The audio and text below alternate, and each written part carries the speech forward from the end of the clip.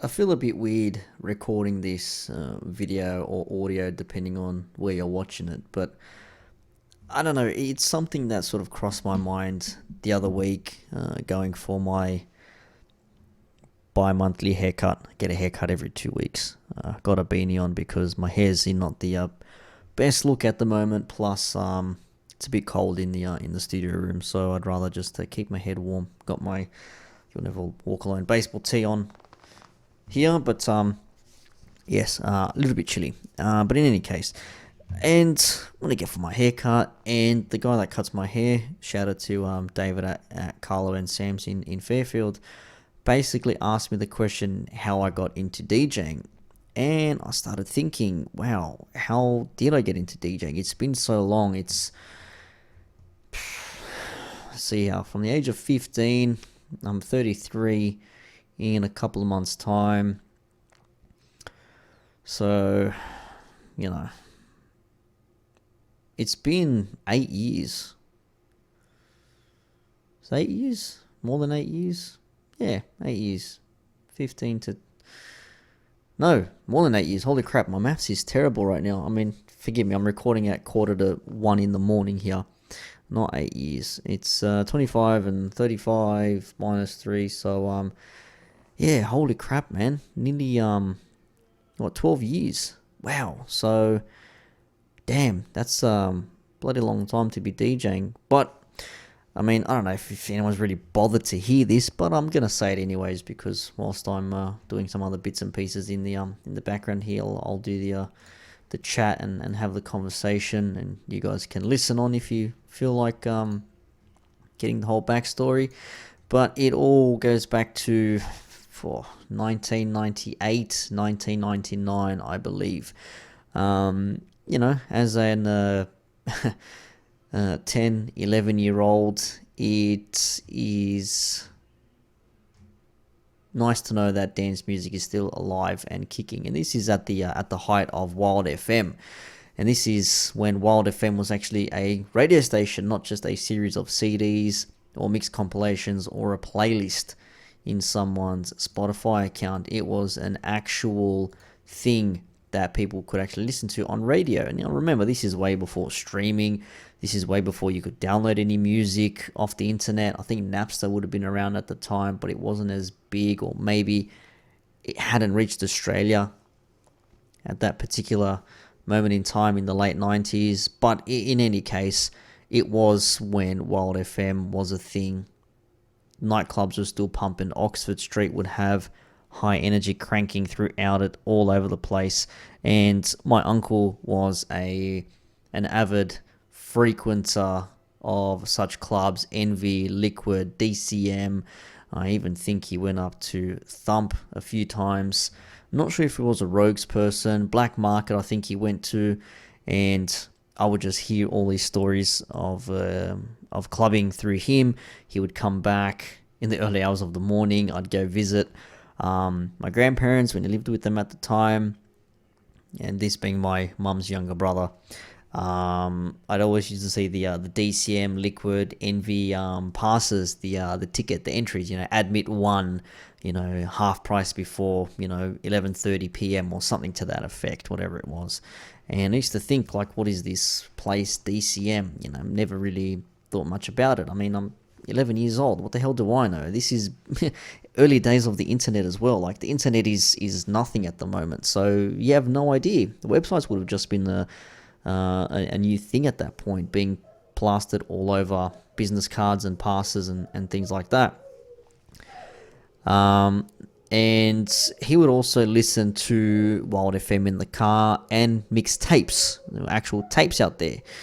And one of those tapes he had was a DJ Astro mixtape, which I still have in my possession, I believe. If you know the DJ Astro mixtape, it was Volume 1 and Volume 2. It was on a clear cassette, and all it had was DJ, and then he had the star symbol, the asterisk, and he said Astro, and that's all it had. And I remember the intro was the man saying, picture a man going on a journey beyond sight and sound. You've just crossed into the Twilight Zone. And then Paul Van Dyke's Bootleg with Lover would start kicking in, and it was just like, wow, that was just like, holy shit, that is amazing.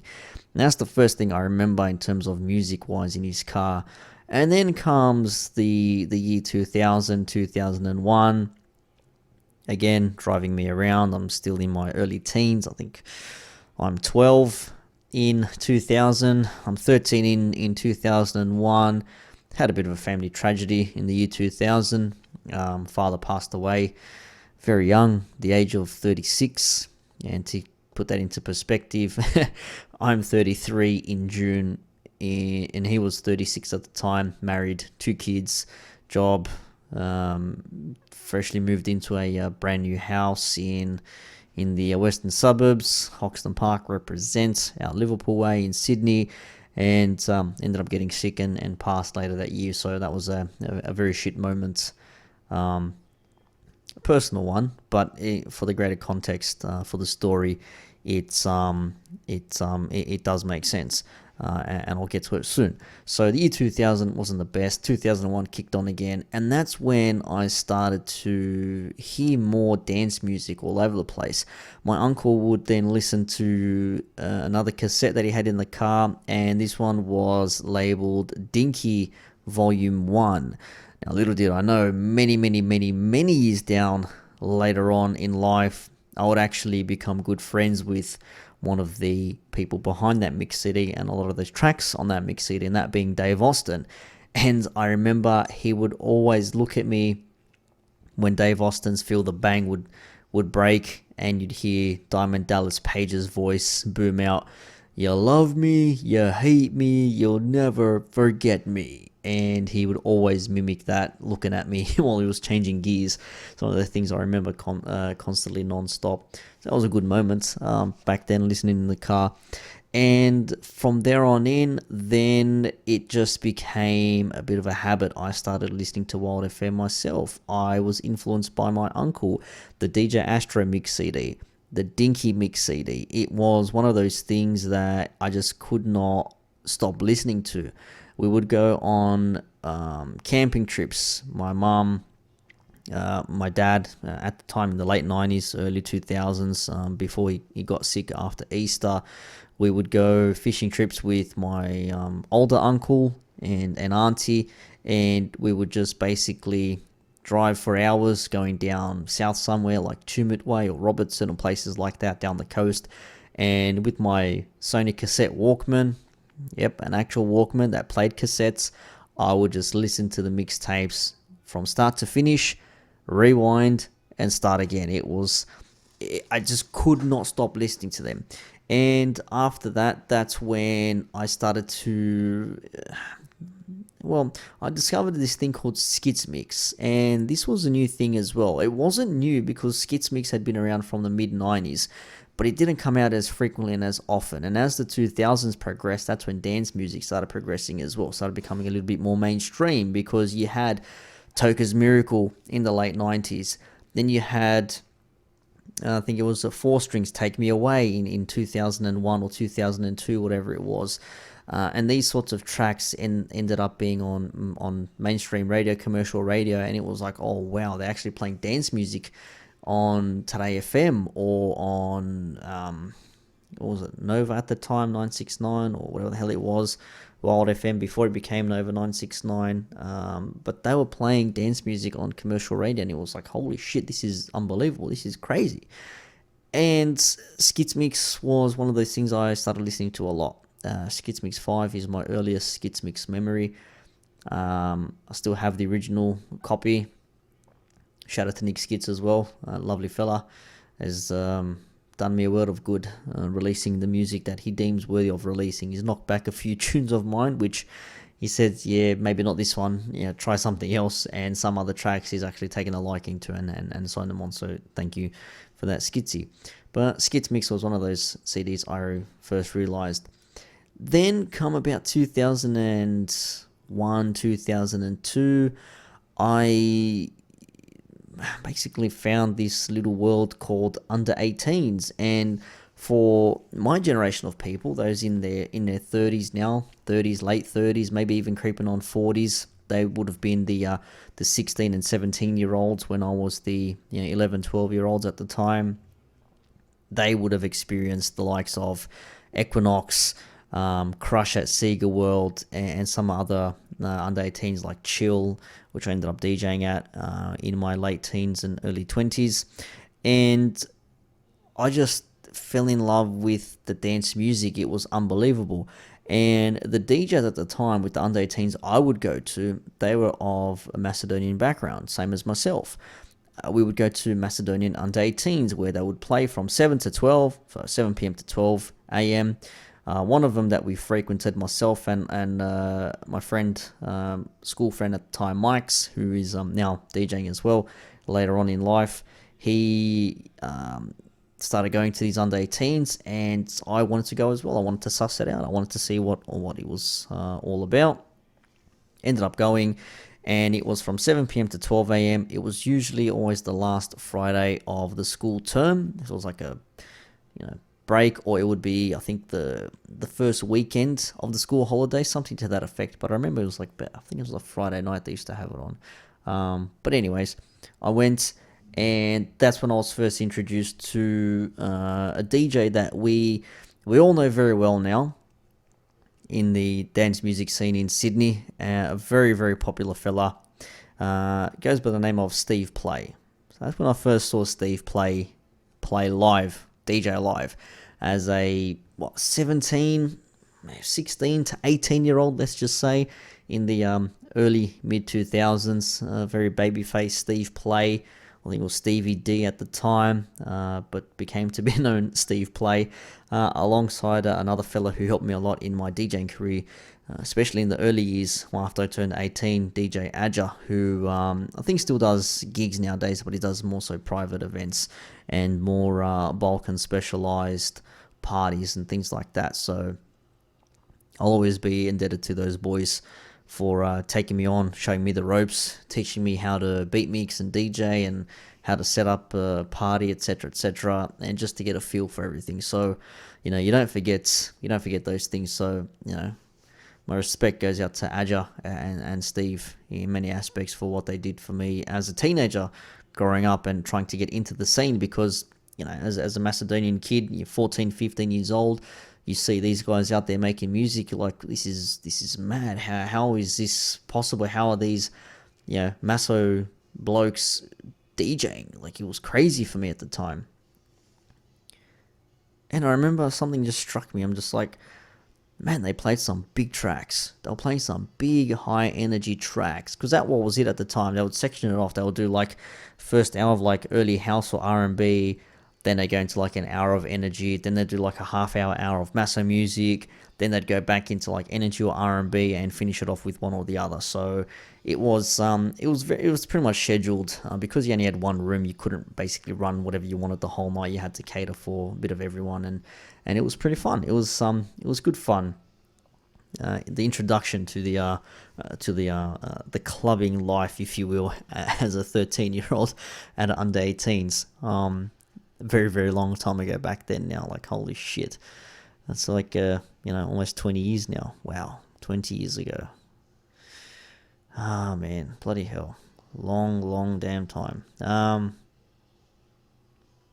sorry, just caught down memory lane just then. But yeah, started going to the under 18s and then discovering new music. And that's when I discovered the likes of Alex K. And I remember I first heard this track. Had no idea what it was called. I think it was 2002 at this particular moment in time. I'd heard it a couple of times. I heard it out on some CDs, because that's when CD burners were big at the time. Everyone would make their own CDs. So you make your own mix CDs and you'd burn them, put whatever the hell you wanted on there, but no one would label them properly. So you wouldn't know what you were listening to. So every time someone listened to something, if they didn't tell you what they were listening to, you would have no idea what they were. And basically that was that of it. What are you listening to? Oh, it's some mix CD, DJ, XYZ made it. Oh, cool. What's this track called? I don't know, but it's mad. And there's just one track, and later on in life I realized that it's Alex K's I'll Be There. And I used to hear it a lot, outplayed. I'm just like, this is so catchy. It's just thumping, it's pumping. This is unbelievable. Like, it's like the best thing I'd ever heard. Alex K's I'll Be There. If you know the track, you'll know exactly what I'm talking about. But I first heard it, I just went, wow, this is like the bee's knees. And I could not find this track anywhere at all. No amount of searching on Ministry of Sound CDs, on dance CDs that my uncle had in his possession. I go to family friends' houses and look through their CD collection, see if I could find anything dance related, none of that sort of stuff. Mind you, the Wild FM series were pumping at this time. Wild FM was big. The volumes were just flying out every 6 months or every year or something like that. There seemed to have been a CD volume coming out. I think 2002, up to 11 or 12 or something to that effect. Might have been 14, who the hell knows. But basically the peak of Wild FM with the mixed CDs. And I started seeing them around other people's houses as well. Like, oh, it's Wild 8, listen to that. Oh, I know this song. Oh, I've heard this on my uncle's mixed CDs. Oh, I've heard this in the tape in the car, driving around or whatever. And then at one random moment, I found Alex K's I'll Be There, and I started to know more about Alex K. And then I found that it was on an album called Kickin' Hard 4. Now, this album was the first CD I think I bought outright, first dance CD I bought. I'd bought other albums. I think I bought the Eiffel 65 Blue single for like $5 from HMV in Hurstville at the time. Forget what year that was. 99, 2000? I can't remember. A long time ago now. And then I bought the Bumfunk MC's album when that came out, stereo. I think it was called In Stereo. Had Freestyler on there, B-Boys, Fly Girls, Stompin' System, and other tracks like that. And then Kickin' Hard was the first dance CD I bought and fell in love with it like it was the best thing ever. I listened to that thing from start to finish, could not get absolutely over it. I mean, I'll Be There. Then you had Dave Austin's Can't Feel My Feet, absolute thumper of a track. DJ Energize, I Can Feel It. Alex K's bootleg of Zombie Nation. Go DJ. Also had on there had another big track on Kickin' Hard 4. It escapes my mind at the moment. But it was another big track, but I was just like blown away by all this. I was like, wow, this is crazy. And then you start to learn about Alex K. Then you start knowing more about Alex K. Then you start liking Alex's music, and you start listening to everything else. So you listen to the Kickin' Hard 1s, 2s, and 3s. Then you start paying attention to the Wild FM CDs a little bit more because you recognize Alex K's name.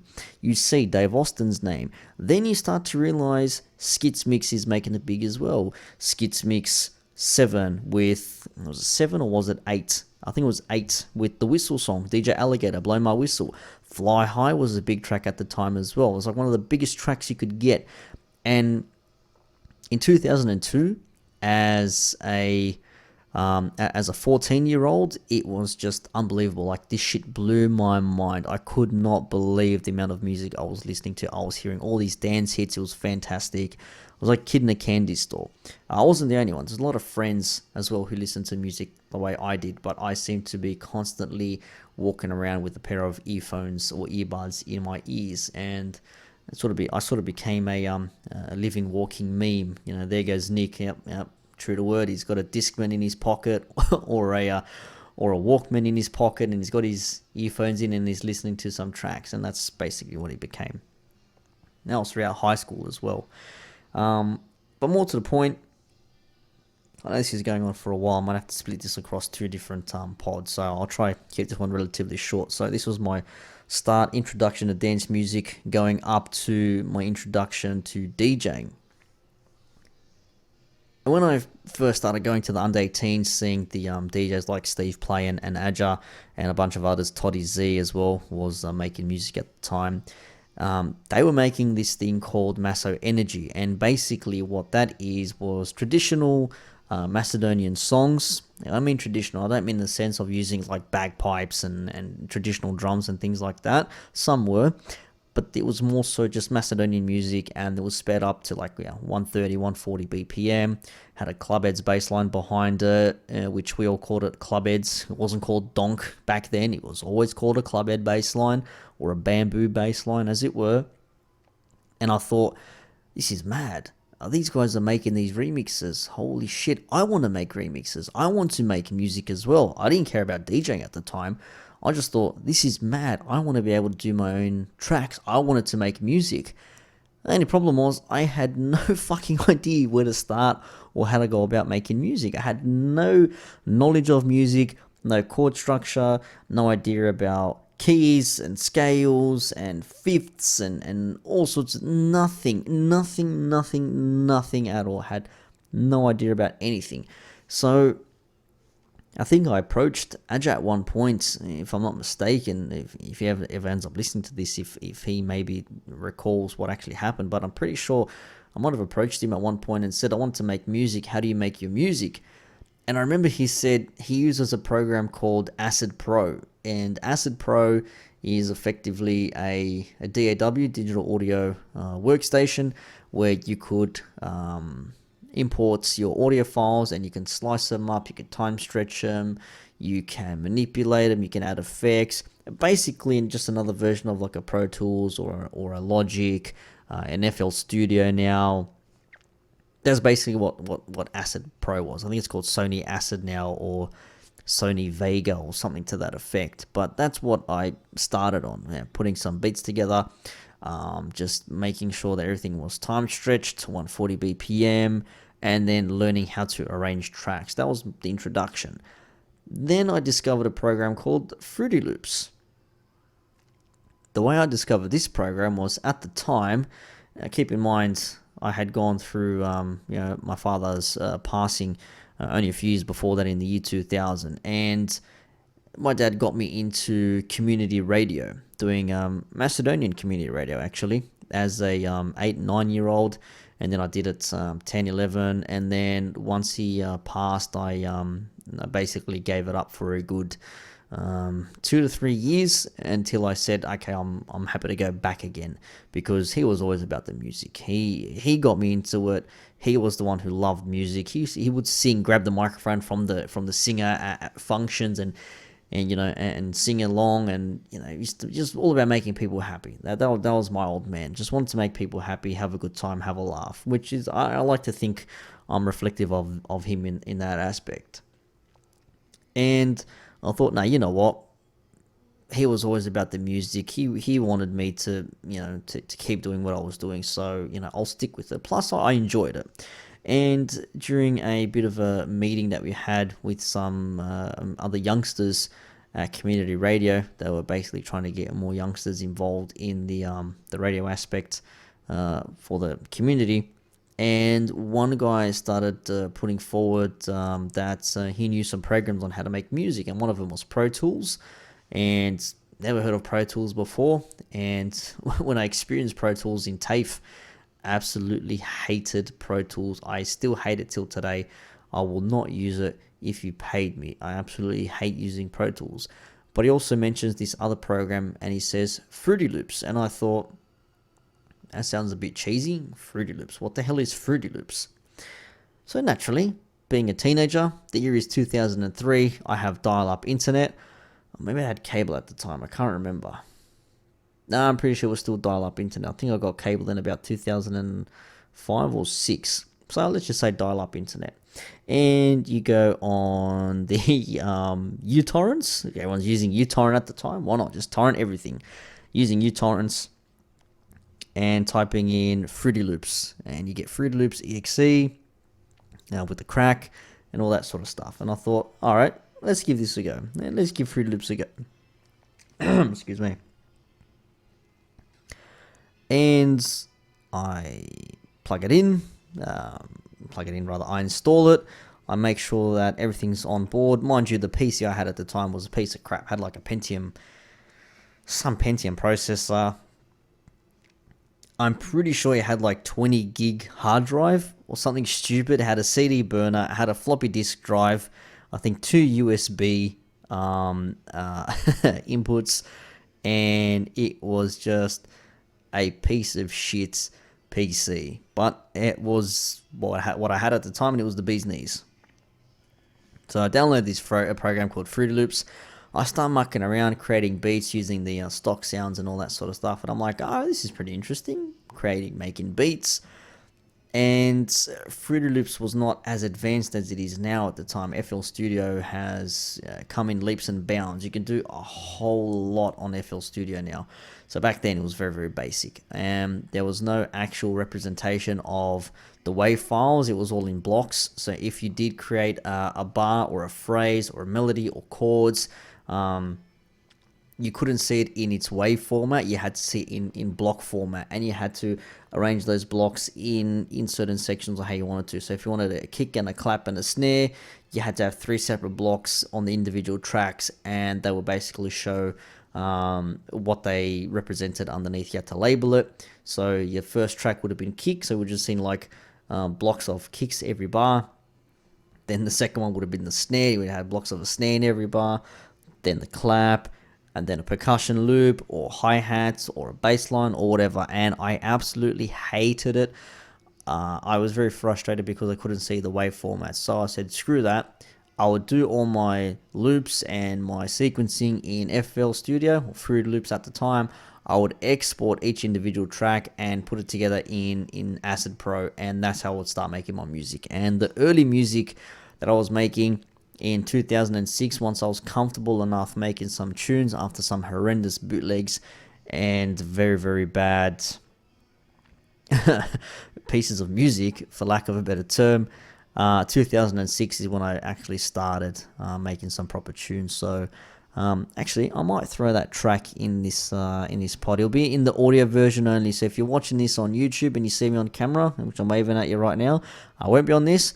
Go to the SoundCloud page, soundcloud.com /Nick Nova Music, and that's where I'll play the very, very, very first track I ever made, which was called Beat on the Drums. And I think it holds pretty well compared to the days of when I made it.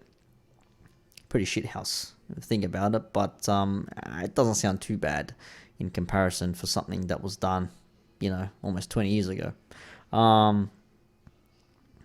But in saying that, it was a bit of a learning curve to get the hang of Fruity Loops, and then move over everything into Acid, and then arrange it in Acid, and then export, and then had no idea about mastering, no idea about EQ, none of that. It was an absolute schmozzle. It was a mess. But that was my introduction into production, and that was about 2003 when I first started. Throughout 2004, 2005. That's when I actually started learning how to DJ, because I always wanted to make music. I didn't really want to be a DJ. I wanted to make music first and foremost. But what got me into actually thinking about considering DJing was my good friend Mike's. During our school certificate, the year is 2003, it's half yearlies, and he's bought himself a pair of dual Denon CD players. And if you've DJed for as long as I have, or we have, and you've gone through that 2000s period where you had to play on a CDJ 500 Mark II maybe in Pioneer, the black square Pioneer decks, the great legendary CDJ 100Ss, which was my first decks I ever purchased, the silver DJM 300S and the silver CDJ 100S CD players. Those were the bee's knees, man. If you had those, it was just like, wow. It was like you were the shit. But he bought these dual Denons, and we'd practice in his bedroom for about 15-20 minutes before school certificate had to kick on. Maybe it was the half yearlies, I forget. But I know it was 2003, and it was before school. I do remember exactly that much. And I'm like, actually, this isn't too bad. I could see myself getting the hang of this. And we'd go every day, every second day, third day, whatever it was, whatever time I could get together. He only lived around the corner from me, so it was a 2-minute walk. So I'd go to his house, have a mix, record the mix on a cassette, because you should get output from the mixer into the aux input on your stereo system, and you record straight to a cassette, and I would listen back and try and listen to what I did good, what I did bad, sampling, knowing when a track started, when a track finished, when a track was in a break, when it was building up, when it was going to drop, and all these aspects weren't really big at the time. Later on in EDM and other electronic aspects of music, that's when they became a very big thing, a very big deal. But back then it wasn't really such a thing. You just needed to know that from 0 to 27 or 0 to 41 or 0 to 54. Most of the time, that is when you had beats that built up and the bass line would kick in at 27 seconds, 41 seconds, or 54 seconds. And we used to write on our track lists the paper, either handwritten or printed out with little labels and things like that.